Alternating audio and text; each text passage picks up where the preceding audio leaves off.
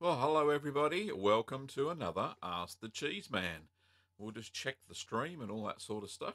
Make sure that it's working for the YouTubes. Yep, it says it's okay here. And that's fantastic. And Kim's here too. I'm very excited. Alrighty. So we'll just wait for a few more people to turn up. Looks good. Yes, I can see myself on the other screen. That's looking nice.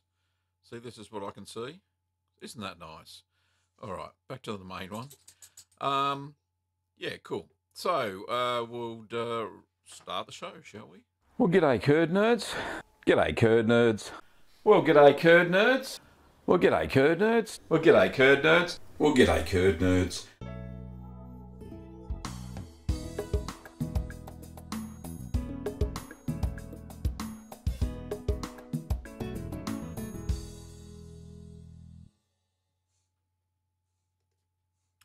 And we're back. Who have we got here? We've got Mr. Ballbag from Scotland. Brian says it's working. Thank you, Brian. Charles, morning from Cape Canaveral in Florida. Missed us last week. Hope it's all better. Yeah, I had an infection. Got better though, so that's good. Matt, g'day. How are you? It looks like Matt's from Melbourne. That's fantastic. And we've got Gorchie, or Patricia. Patricia from Halifax in Canada, and Steve from Massachusetts. And Hounsey says, you speak French. No, sorry, I don't speak French. Just Australian, and then not very good at it. Very not good at it. There you go. So that's how good it was. Alrighty. It's fantastic to see about 20 people on the line at the moment. And hello to Jessie. Lovely to see you there. It's a long time no see, Jessie. Alrighty. Oh, and we got Norman from Cape Town. I've got a matching shirt and cup today, which is pretty cool. I know you can't see it. Hang on, I'll stand up. There we go. Very cool. Anyway, just a few notes. I'd just like to welcome new financial members this month. I've had quite a few. So new YouTube members, and it's a new thing. And you'll probably see on some of my videos, you will see just underneath it says join. And that is the new YouTube membership. It's very similar to Patreon. I think I get about 70% of the proceeds for that each month. But anyway, new members this month, we've got Kim Louise McCaskill. We've got Christopher Taylor. And on Patreon, we've got Jeff Hambley. Thank you to all those who financially support the show. Without it, Kim and I wouldn't be able to have the time to record these shows on a weekly basis. Some of the things I've been getting up to.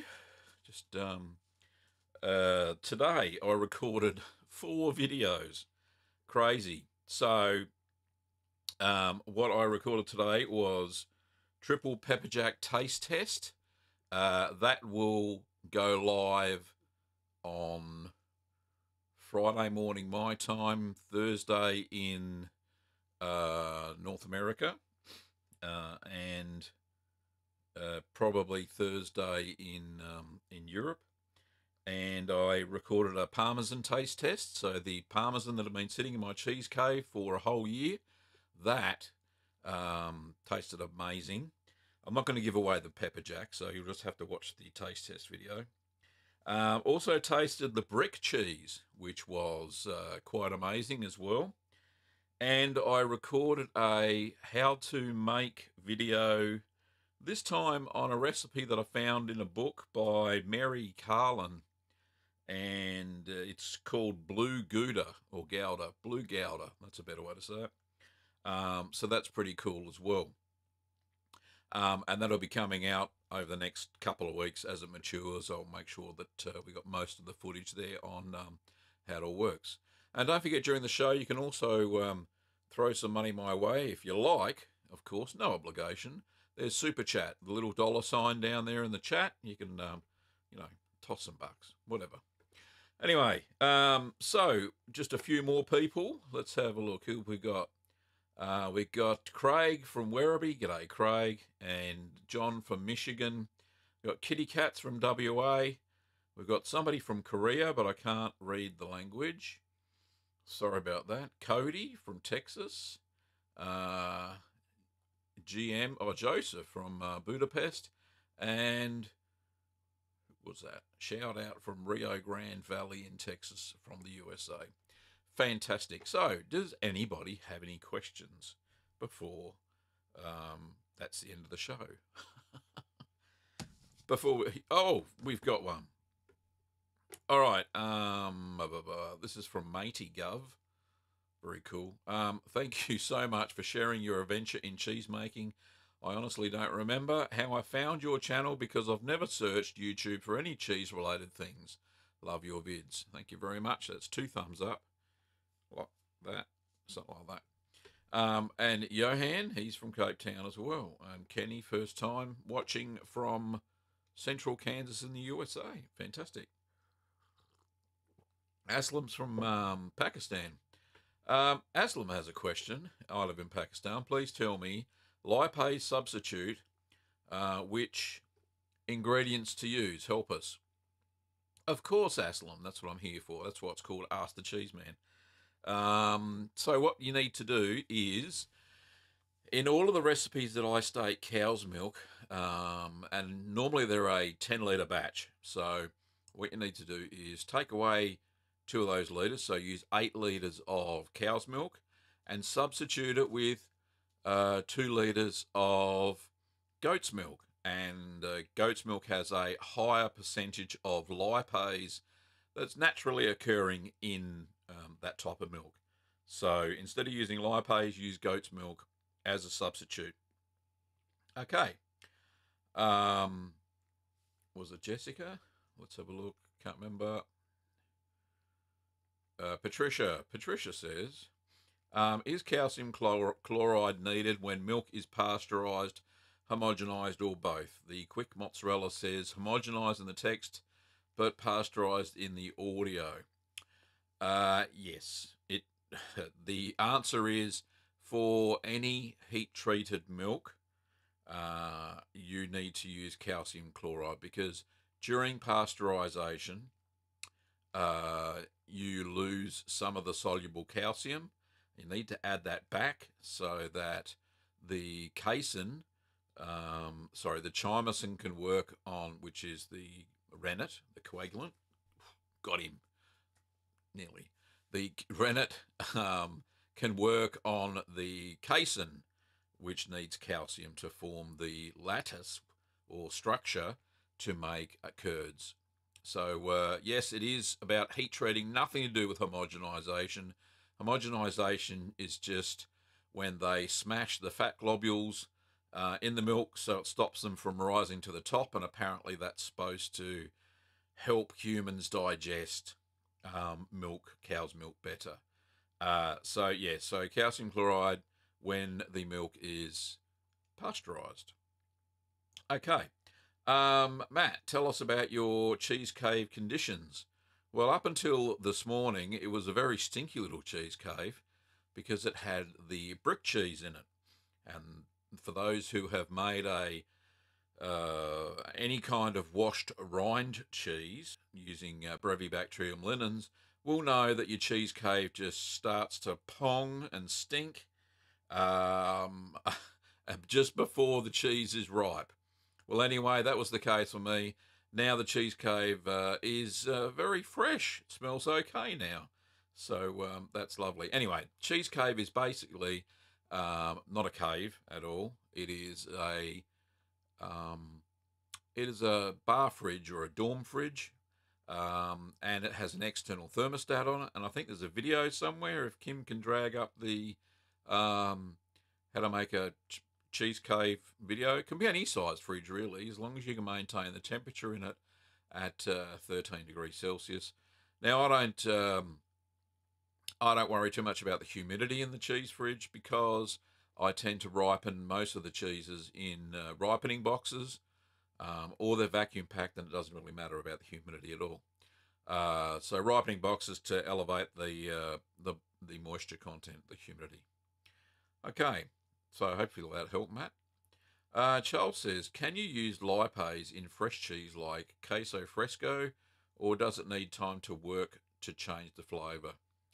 Yeah, it tends to, Charles. I use it in quick mozzarella, and then eat it the next day, and you get a boost in flavour. It has time to break down the fats through what's it called? Lipolysis? No, lipids. Turns lipids, which are in the fats, and yeah, make a lovely flavour. It won't really matter. You should not shouldn't do anything. You should do everything.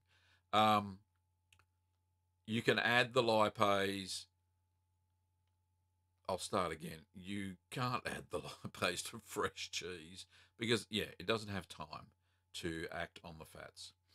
Norman says, thank you for the kefili recommendation recently on the show. It turned out great. I'll make sure, I'll make that again for sure. Oh, well, no problems, Norman. Aslan, thanks. No problems. That's about the goat's milky one. Wobbly Boost. G'day, Gav. Nice Bruce Lee fly swatting. Yeah, it was. I was trying to do Mr. Miyagi, but it didn't work. I didn't have the chopsticks. Kitty Cat's question. Does mass-produced cheese have extra things added? As I've noticed a taste difference. Yeah, there are some things that they do add that don't state on the packet because it's less than 0.5% or something like that. One of the things is they always, well, not always, big commercial ones do anyway, is put in a chemical. It's not a chemical. It's a chemical made from egg whites, and if I can remember what it's called, lactose, something like that. And what it does, it stops late blowing in cheeses. So not to be confused with coliform, which is a bacteria at the start. That's an early blow. There's a late blow, and I did a whole podcast episode on it recently around late blowing cheeses and how to fix them. And yeah, commercial companies who make cheese tend to add that ingredient. As I said, it's made from egg whites. It's no big deal, but they do add extra things in to stop the cheeses, to lower the risk of the cheeses from becoming infected and doing funny things. Okay, John says, my hard cheese, such as Parmesan, have a nice hard rind in a few weeks in the cheese cave, but as soon as I vacuum seal them, they turn a little soft. Is there any way to avoid this? No, because you're locking in the moisture. No real way to avoid this. I do find that it helps dry it out when you do a natural rind to start with. Maybe you want to do it a little bit more longer. But yeah, as soon as you vacuum seal, you've locked in the moisture, and there's nowhere for it to go, so the cheese softens just a little bit.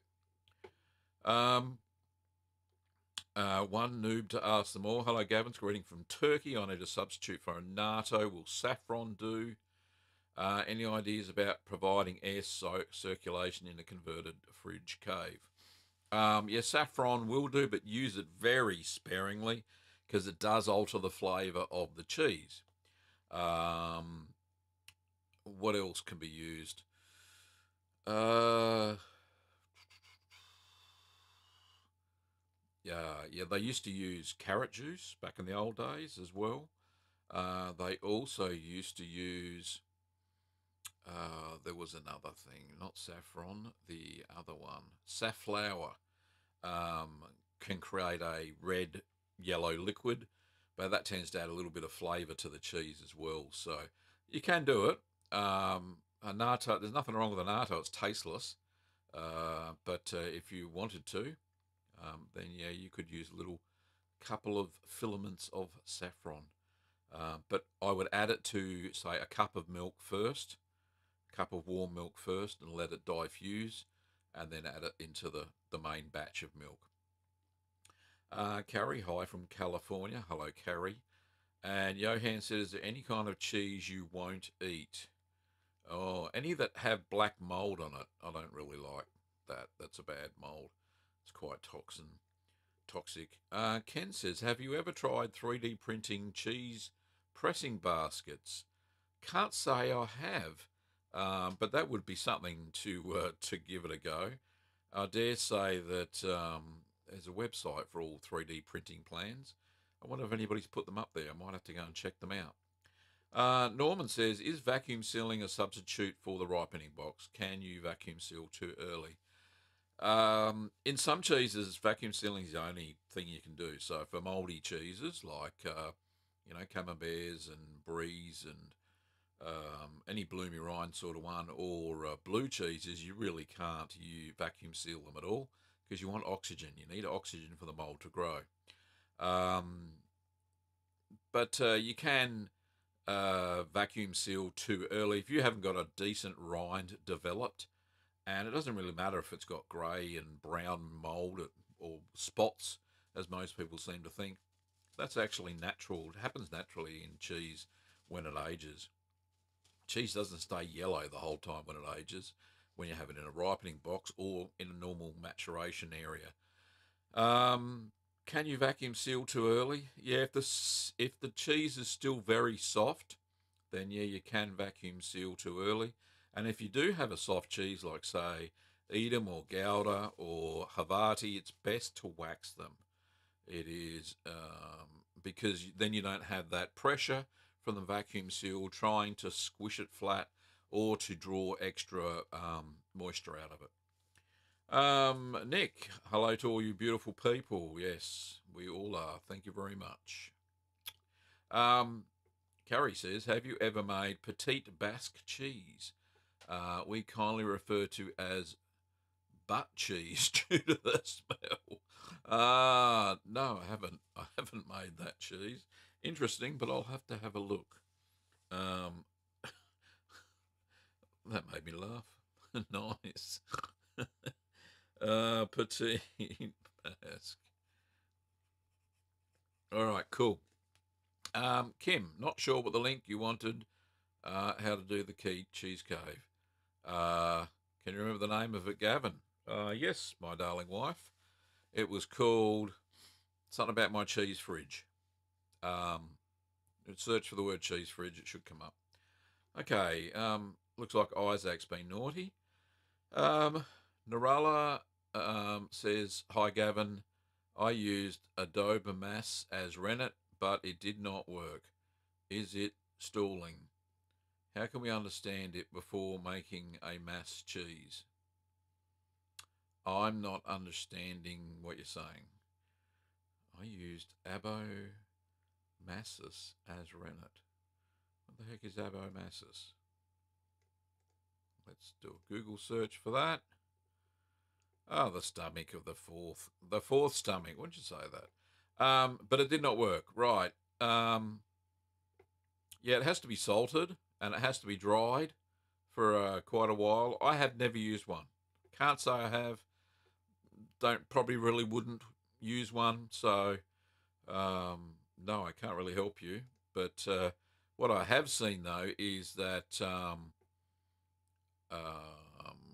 so the calf has still got to be lactating. The calf has still got to be suckling when they put the calf down to get the fourth stomach. Anyway, I'll move along. Hawkey says, hey Gavin, my cheddar blue has a rather large crack. Should I just leave it as is, or is there anything I should do about it?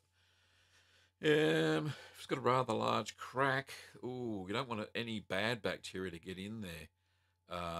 Blue will grow, obviously, but if you think it's okay and you still got it contained within your if you got it contained within your ripening box and you think it's okay, then leave it. If not, then maybe it's best to vacuum pack it and cut your losses. At least you'll still have a nice farmhouse cheddar, but you don't want it contaminated with black mold. If it gets in there, then you've got to throw the cheese away. There's no point to it. Okay, Elizabeth says, "Hi Gavin, we've made a few cheddars through watching your vids. We use beeswax to seal them, but they have come out a bit dry. Is this due to the beeswax?" No, I wouldn't say it is. The beeswax breathes just as well as microcrystalline wax. I don't think that'll be an issue. Bit dry. If they're going to be a bit dry, it'll be either I'd cut back on cheddaring time a little bit.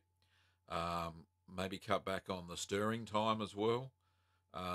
They're two ways to increase moisture in your cheddar.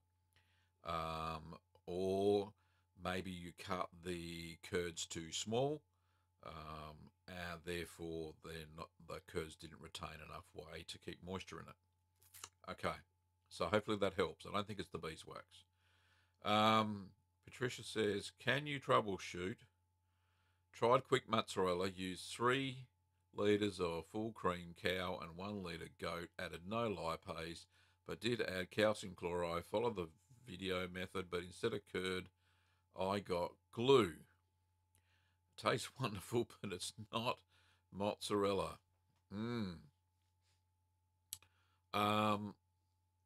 How much rennet did you add is the question I have. Normally when I make it, using 4 litres, I use a half a rennet tablet, which is enough to coagulate 12.5 litres of milk. So way over rennets, and this compensates for the lack of the proper acid level as you would when you make traditional mozzarella. So yeah, so check your rennet, the amount of rennet, and how long, whether you got a clean break, because that helps determine whether it turns into mush or it turns into a decent cheese. Kenny says, Thingiverse, yeah, that's the one, that's the place I was going to look, has plans for 3D printed pressing baskets. There are a few different designs up there as well, but if you want, give your expert opinion on them. Yeah, I'll have to have a look. Would have to be food safe filament. It does exist, I promise. I don't have a 3D printer. I really haven't printed anything in 3D, but it'd be very interesting. Okay, where am I up to? Cloy, I think that's Cloy H. Have you had any experience with surface salting late, like 2 weeks into aging? No, I haven't. I've never salted that far. The closest I've got to late salting is when you make, say, camembert, and you're waiting for it to drain, and it may be like 4 or 5 days, but the surface is still really moist, and then you salt the cheese, surface salt the cheese. That's the only time I can think of. Where am I up to? Timo says, "Hi Gavin, why are my wife and I get more curds out of milk if we use double our trouble the rennet?" Double the rennet? If you use double the rennet, you will also have very bitter cheese than you need to. You really do. It's a fine balance between using too little rennet, you get a sloppy curd. Too much rennet, you'll get a bitter cheese, and a very dry cheese as well. Johan says, "I think a good future video is a list and photos of some weird cheeses. Some cheeses that are made from maggots, mite excrement, and some are banned on transportation, like epoisse." Yeah, that could be a good one. Kim says, "Only one I can find on the cheese fridge." That's the right link. Thank you, honey. Dwayne says, "Hello, Gavin." Hello, how are you, Dwayne? Tom, what kind of complications occur with vegetable-based rennet? Are you comfortable, Holly? You sit down now? Sorry, just talking to my dog. You can probably see her there. There she is. That way. Anyway, complications, none. I've been using vegetable rennet ever since I started, and I have had no complications whatsoever. It works just as well as animal rennet. Carrie says Petite Basque is a raw sheep's milk cheese purchased without packaging. They adhere to the label. Oh, sorry, they just adhere the label to the rind and throw it on the shelf. Very nice. King Boarhog says, we chatted briefly about my failed Oaxaca. Is it possible that using a natto caused the problem? That is the only thing I changed. It came out like wet powder. Could be because, oh no, I don't think so. Let me think. I've been looking at a Scamorza video, a Scamorza recipe lately, or trying to track one down, and one of the ones I came across, it mentioned adding a natto to make the cheese a little bit more yellower, and that's a pasta filata cheese, very similar to Oaxaca. So I don't think that'll be the problem at all. So I'm not sure what happened. So I can't really help there, unfortunately. Sorry about that. Jimmy eats the world. Do you mature cheeses long enough for calcium lactate crystals to set in? I have had a few. I made a raw milk Romano once, and that had calcium lactate crystals, and that was absolutely fantastic. I really enjoyed that. I matured that for, I think 12 months, roughly 10 to 12 months, and that was fantastic. Kitty Cat says, is that a dog, a cat or a dog on you behind the chair? Well, that was Holly the dog. Yeah, she was making her nest in my cardigan. Anyway, Nick, I'll try and make some soon. Make my own cheeses, and nothing beats homemade cheese. It's absolutely fantastic. Pectic says, I've been looking to start cheese making at home, but I'm trying to get my hands on organic rennet here in the UK. Do you have any ideas? It's very expensive to import here into the UK. No, I haven't seen any organic rennet here in Australia either, so that would be unusual.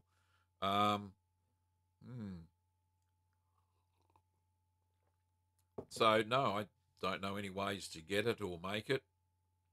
All the stuff we get here is the fermented mycelium version, and you couldn't call that organic because it's made in a factory.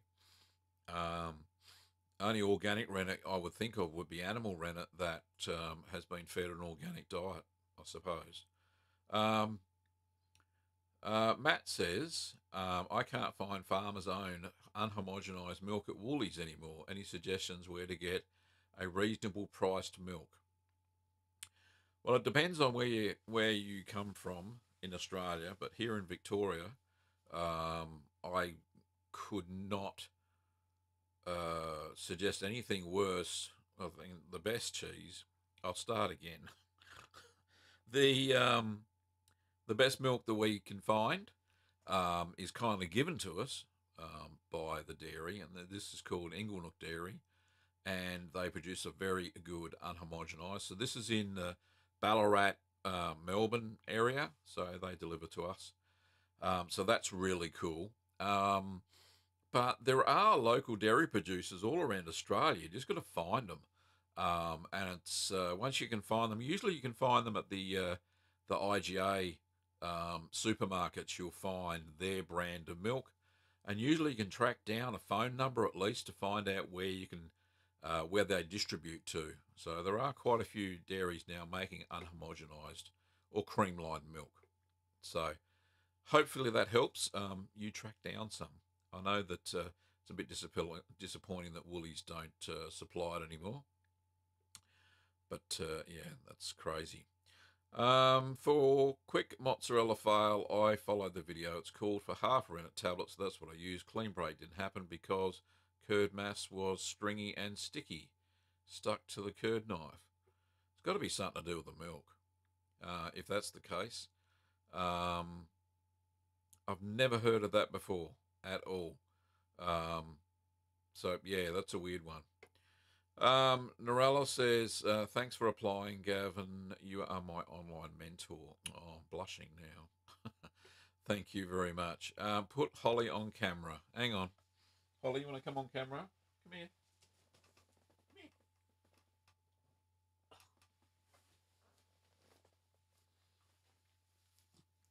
Say hello. Over that way. There she is. There you go. That's Holly. Go back to sleep. All right. Yes, Holly on camera. I know it's a bit delayed, but yeah, the chat's a little bit delayed. Where are we up to? There's another chance of another when cheese goes wrong. Yeah, definitely. I have had a few cheeses go a bit wonky. So, yep, cheese has gone wrong. Again, I've got lots of pictures. Cheese gone wrong. There we go. Another idea. Fantastic. Thank you for that. Keep them coming. Yeah, as Kim says, Australian Terrier cross with a Shih Tzu, we think. That's for sure. Lena says, hi, Gavin. I'm from Indonesia. Followed your provolone recipe. Worked well so far. And it was my third time making provolone, and we'll make it again next week. Thanks for the recipe. I'm glad it worked out for you. Mine eventually did, as you saw. They're the two versions that I made. The Daily Butter says, what are we supposed to ask? Well, anything cheesy, of course. Where am I up to? Hauke says, would you do pasta filata cheese with unpasteurized milk, hoping that the hot water would stretch? For stretching, would pasteurize it enough? Yeah, probably would. Because the temperature of the water is 85 degrees Celsius, and it probably stays in there for a good 5 minutes to temper it before you start stretching it. Well, that's what I do anyway. So, yeah, probably. It would kill most of the pathogens in it. But then again, it also kills most of the starter bacteria at that stage because of the heat. And they simply break down into enzymes and create flavours and all that sort of stuff. Dwayne says, what's your thoughts on goat's milk cheese? Well, it's a bit goaty. But it is. Goat's milk cheeses taste delicious. They actually have the flavour all of their own. Norella says, how can we make rennet from vegetables? Do you have a specific video for it? Which vegetables can be used and which is easiest? A couple of suggestions. The sap of a fig tree can be used. Also, the flower petals from a cardoon thistle. And you can soak those in water, but they tend to make the cheese a little bit bitter. What's another natural version? Well, there's two anyway. Have a go at those. Matt says, I'm in Victoria. Oh, there you go. You'll be able to get the milk map. Mark, hello from Daytona Beach, Florida. Great channel. Thank you, Mark. Sorry, the name is pronounced Clown. All right. Okay, Clown. Do you think there are any safety concerns salting a cheese late? pH should inhibit most unwanted growth. Thanks so much for your channel. So helpful. Yeah, look, you might find that because the lactic bacteria haven't been inhibited from the salt, which that's its normal job, that and flavour, of course, you may find the cheese is very acidic. So anyway, look, give it a go. If it smells terrible when you're finished, then don't eat it. It's pretty easy. Okay, Nick says, wow, we have 8 IGAs here and we live in the US. Oh, it's good. Independent Grocers Association. Jim Eats Well, back in June you made Formaggio Ubracchio with the boxed wine. I haven't seen. Have you made any porter or other beer infusions? Are there tricks to those infusions? Funny you should mention that. I was looking at a recipe the other day and Kim mentioned, you haven't done any beer cheese yet. And I went, well, no, I haven't. But I think that one is on the cards. So beer, I was going to do one with stout, actually. So it should have some dark marbling as well from the stout being soaked in it. But anyway, and it should add a nice flavour to the cheese. So anyway, yes, Holly is cute. Where am I up to?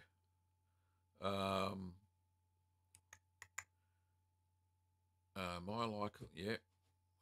Sorry, my bad. I've lost everything. Johan says, haha, so cute. Yes, she is. Kitty Cats, my local IGA in Western Australia has Brown's Unhomogenized. There you go. Well done, Wendy. Wilma Charles, hi Gavin, love the vids and now making lots of scrummy cheese. Would you recommend 3 or 4 cheeses to make now to be ready to serve at Christmas? Carry on curding. That sounds like a great movie for actors like Sid James. Carry on curding. Excellent. Cheeses for now for Christmas. What have we got? September, nearly over. October, November, December. You got 3 months. I would suggest Gouda, 3 months. Havarti, Edam, those cheeses. You could also do a farmhouse cheddar blue. That's 3 months.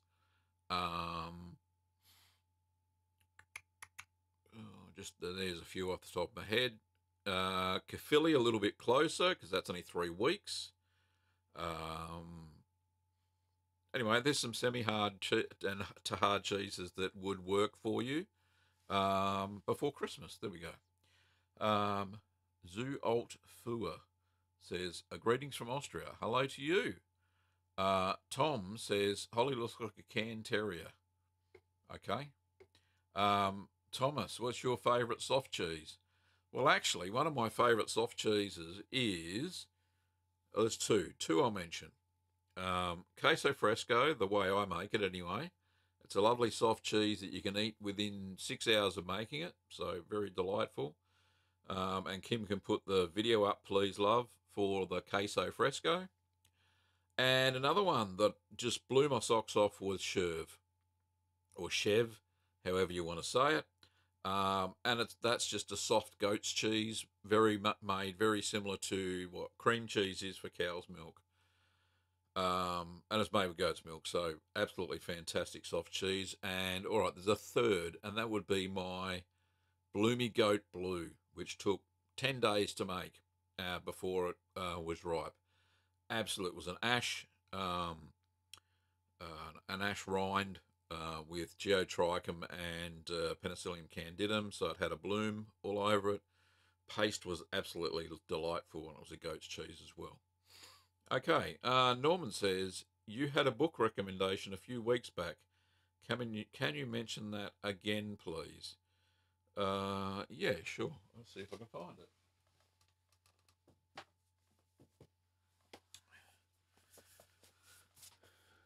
There we go. Oops. Is that better? So this is a great little book. If you really want to get into cheese making and want all the details on what you need to do to master cheese making. So this is a very in-depth book. It's called Mastering Artisan Cheese Making by Gianniclas Caldwell.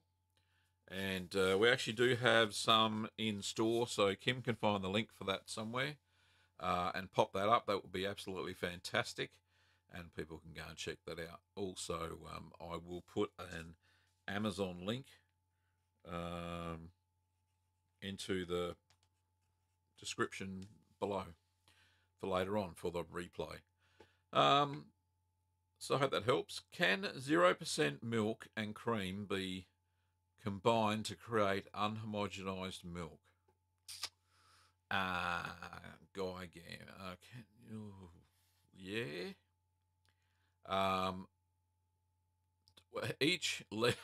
So if it's 3% fat, so you would need to add into 1 litre, you'd need to add 30 millilitres. 30 millilitres? Yeah, 3%. Yeah, 30 millilitres, or put in 40 millilitres of cream, and there you go. You've got your cream content for 0% totally skimmed milk. But really, that kind of milk has nothing left in them. It might as well be coloured water. So best of luck on trying that. The Daily Butter says, don't you like blue cheese? Oh, do you like blue cheese? I don't. I love blue cheese. I love all cheeses. There's not a cheese I haven't met that I haven't loved. John says, do you have any more drunken type cheeses planned? I've made a few with wine and they've been a big hit. We'll try a liquor-based one soon. Yeah, I'm going to try a beer cheese. So that's kind of like a drunken cheese. And I think I'll do a drunken goat as well. But I might try something a little bit different. Maybe soak it in there a little bit longer and see how that goes. Calcium. Aslam says calcium lactate. How do we use? Calcium lactate is the crystals that form after a cheese ages. I think you mean calcium chloride. Calcium chloride we add to milk that's been pasteurized, and then add soluble calcium back in, so the curd will set a lot better if you're using pasteurized milk. Where am I up to? Jesse, who's rabid little hippie, says, Matt, I asked a similar question at small supermarkets like IGA.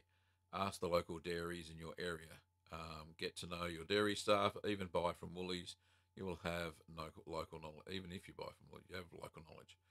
Yeah, so it's a good tip there, Jesse. Timo says, does humidity, temperature, and elevation have something to do with how milk and rennet interact? We are in Texas and have high humidity, and rennet seems to take way longer. Temperature certainly does. Temperature's got to be right. The reason rennet reacts is that milk is a little bit acidic. So milk goes from being about 6.8 pH to about 6.6, 6.5 pH scale. So it gets a little bit more acidic, and then rennet acts on it a lot better. So that's the main thing. Main reason rennet sets faster or slower. And I kind of experienced that today when I was making my blue gouda. I let it ripen for 45 minutes using some old cultures that have gone just past their best before date. They're past it by about 3 months. I decided to use them anyway. But I found that the rennet didn't set within the normal 45 minutes that I'm used to. So I just waited an extra 15 minutes and I got a clean cut, clean break, and everything was fine. But yeah, usually it's the acidity of the milk that makes the rennet take a lot longer. Jesse, a rabid little hippie, says, I think cleavers, aka sticky weed, is another vegetable rennet. I'm not sure. I know that there is a rennet plant that they use in India as well, but we can't import it into Australia here. Wayne says we have IGA stores in Edmonton, Alberta, Canada. Fantastic. Clown says, solid advice, let you know. Cheers from Berlin. Thank you very much. Johan, good work as always. Always recommend your channel to a few homesteaders. Cheers. Dwayne says, what about Guinness beer? Can you make that? Oh, sorry, Guinness Cheddar. Can you make that? Yeah, that's what I was referring to as a stout. I wasn't going to give away any brand names. Kim's popped up the Queso Fresco. Thank you, darling. Have I ever made Edam before? Love the texture. Yes, I have. I have made Edam before, and it was very, very nice. And in fact, Kim can pop up a video there somewhere. That would be cool. Nick says, in your opinion, what's the easiest cheese for a beginner to make? Well, ricotta is so simple. It's just criminal. Paneer, very simple, just like a pressed ricotta, kinda, but very, very nice. Paneer with cumin seeds, even better. Very nice. I haven't made a video on that one, but it's just so simple. And halloumi. If you can make halloumi, you'll have friends for life. I'm telling you, because it just tastes amazing when it's fried. And a little bit of olive oil. Oh, you make friends and influence people if you can make halloumi. Okay, very cool. So, Kim's banning people. Now, where did I get up to? Running Gamer says, "Hello, Gavin. It's 4:04.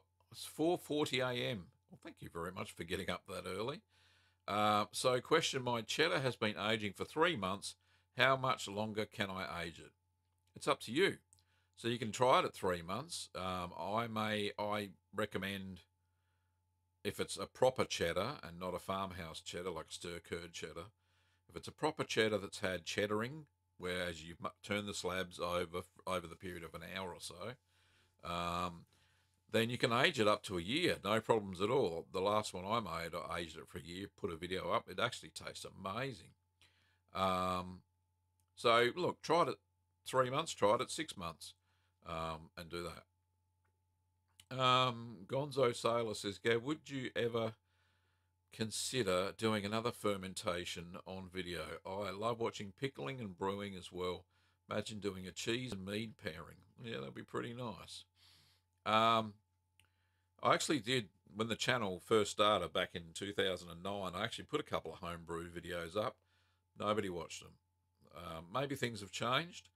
But yeah, it's pretty good fun. But I could probably do it in the same style that I do my cheese videos now, I suppose. But yeah, food for thought. I'll have a think about that. Where did I get up to?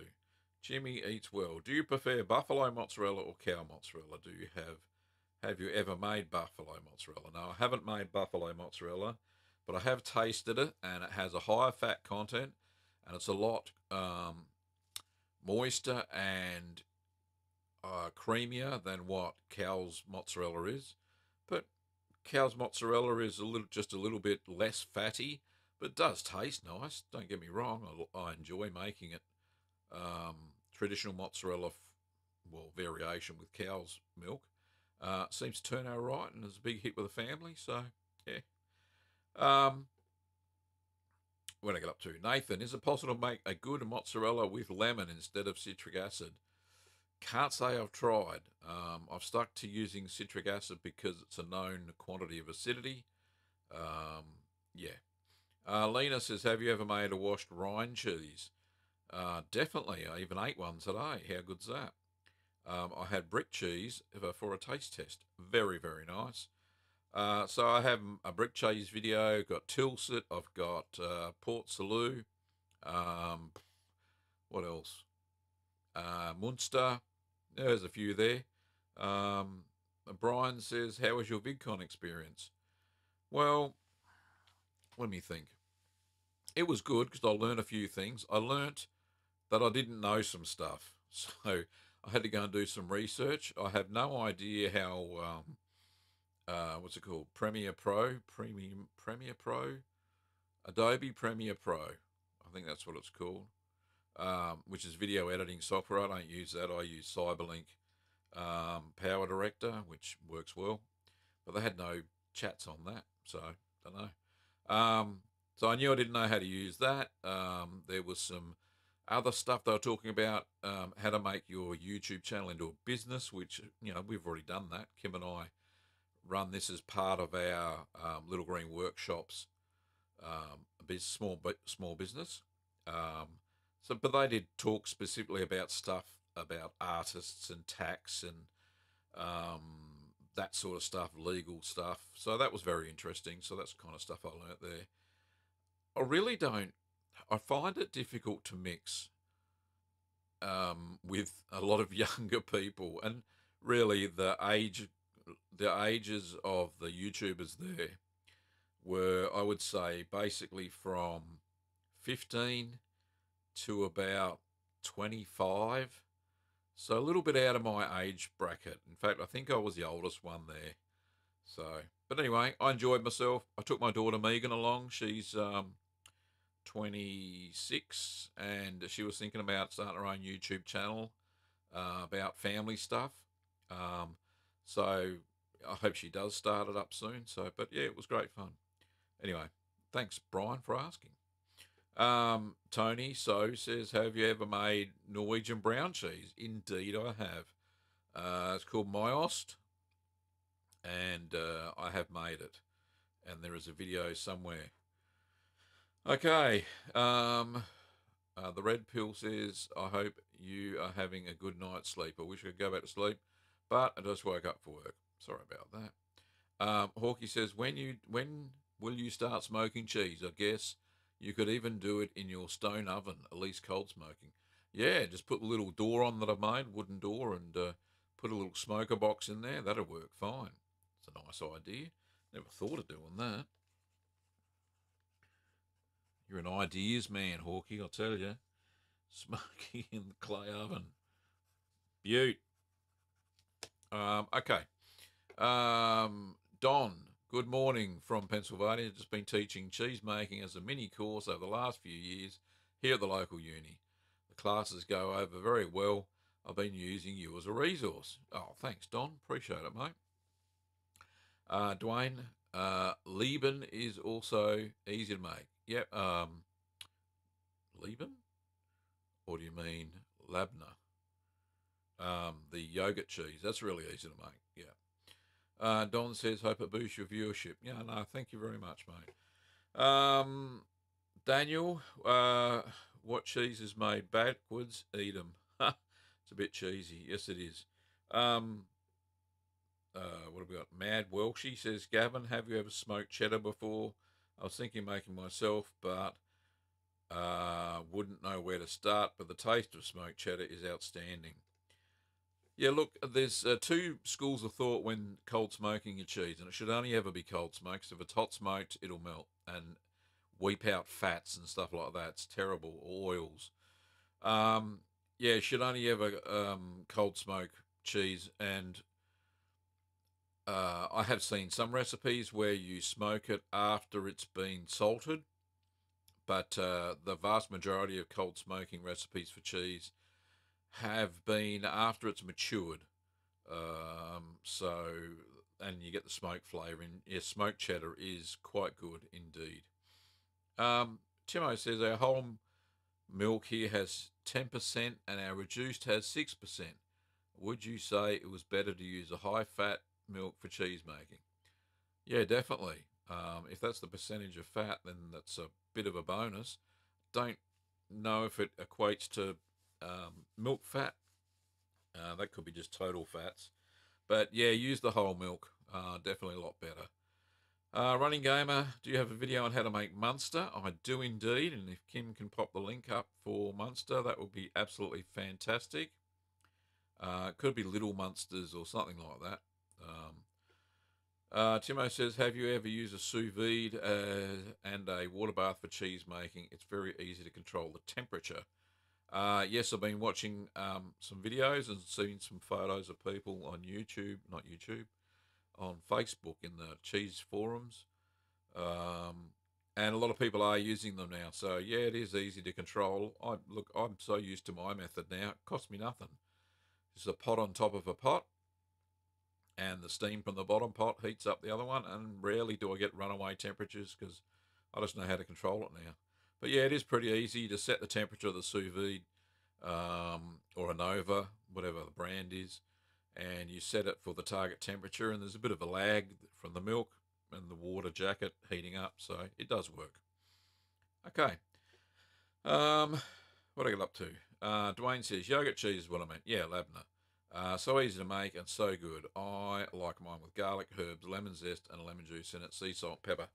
Very, very nice. Yes, it is. And I've done a Labna video, and we had some ducker with ours, and some, was it basil infused or lemon infused? I think it was lemon zest infused olive oil, and oh, it's to die for. Very, very nice. We had it with some flatbread as well. Okay, we've got 6 minutes left. I'll answer the last couple of questions. Charles says, difference between direct set and regular mesophilic culture. Direct set, you add directly to the milk. Sometimes you'll see mesophilic culture that says mother culture, and you actually have to make that up, you freeze the culture, and you add it as ice cubes to the milk. And it's a lot stronger and a lot more finicky, because not always to get the dosage correct. Whereas direct set, it tells you how many litres of milk for each sachet, or how much per 10 litres of milk or whatever, right? And you just add the powder straight to the milk, and it works perfectly well. I have never had any issues with direct vat or direct set inoculated cultures. Jimmy says, how do you feel about fruit in cheese? Does it change the difficulty because of the relative pH in the fruits? Look, most fruit cheeses are actually, the fruit is added after the cheese is made, and then it's repressed, would you believe? Look, some you can. I made Queso Fresco with cranberries, and it tasted very nice, but that's a fresh cheese. But things like you see Wensleydale with fruit and stuff like that in it, like apricots and all sorts of good stuff, usually they're added after the cheese is made. And it's like a dry cream cheese style. Balkan style yogurt makes great cheese. So does very tangy Greek yogurt as well. Do I have a video on Munster? Yes, I do have a video on Munster, and I don't know where Kim's gone. She's around somewhere, but if she can find the clip, that'd be great. Why could the block of cheese go in the gallery? Because it had a lot of culture. Nice one, Dwayne. All right, we'll wrap it up there. Oh, thank you very much, Carol, for that super chat. I appreciate it. Yes, good to see us again. So don't forget that it was you guys that made the show happen, and you people turning up, all you curd nerds every week, helps us with the questions, and it wouldn't be a Q&A without the questions, would it? And yeah. So as always, thank you so much for coming along and asking all of your cheese making questions. It wouldn't be Ask the Cheeseman otherwise. Don't forget, if you're in the market for kits and cheese making books and equipment, supplies or cultures or Rennet or anything like that, don't forget to check out littlegreenworkshops.com.au. That's Kim and Gavin's store. That's our store. And we ship internationally and domestically here within Australia. If you want to check out some podcast episodes, check out littlegreencheese.com. And don't forget, you can tweet me your pictures of your cheeses and stuff over at the Twitters. Where is it? The Twitter's over there. Cheeseman TV. Yeah, send me some pictures of your cheeses. That would be fantastic, and I can show them on the show next week. Very cool.